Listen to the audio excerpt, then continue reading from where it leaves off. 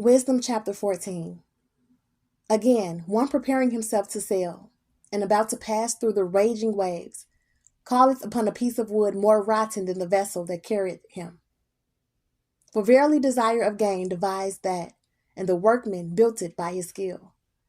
But thy providence, O Father, governeth it, for thou hast made a way in the sea, and a safe path in the waves, showing that thou canst save from all danger, yea, though a man went to sea without art.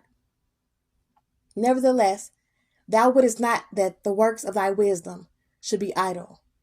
And therefore do men commit their lives to a small piece of wood, and passing the rough sea in a weak vessel are saved. For in the old time also, when the proud giants perished, the hope of the world governed by the hand escaped in a weak vessel, and left to all ages a seed of generation. For blessed is the wood whereby righteousness cometh. But that which is made with hands is cursed as well, it. And he that made it, he, because he made it, and it, because, being corruptible, it was called God. For the ungodly and his ungodliness are both alike hateful unto God. For that which is made shall be punished together with him that made it. Therefore even upon the idols of the Gentiles shall there be a visitation, because in the creature of God they are become an abomination, and stumbling blocks to the souls of men, and a snare to the feet of the unwise.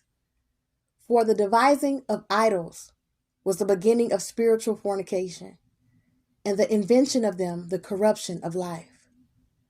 For neither were they from the beginning, neither shall they be forever. For by the vain glory of men they entered into the world, and therefore shall they come shortly to an end.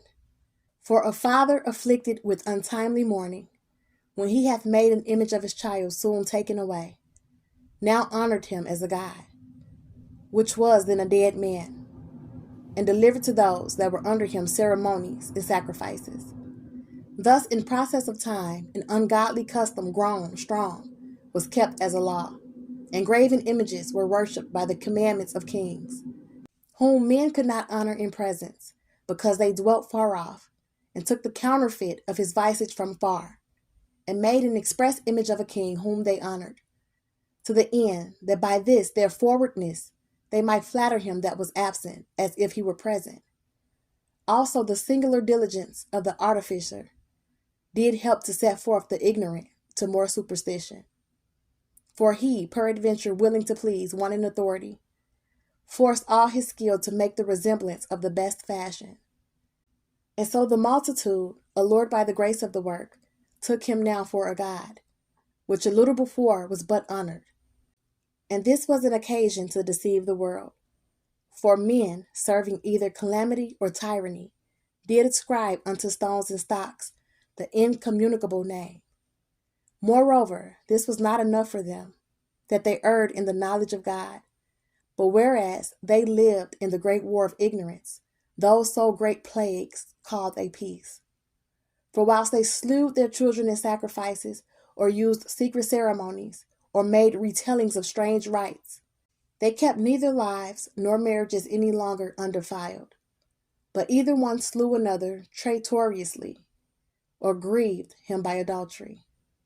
So that there reigned in all men without exception blood, manslaughter, theft, and dissimulation, corruption, unfaithfulness, tumults, perjury, disquieting of good men, forgetfulness of good turns, defiling of souls, changing of kind, disorder in marriages, adultery, and shameless uncleanness.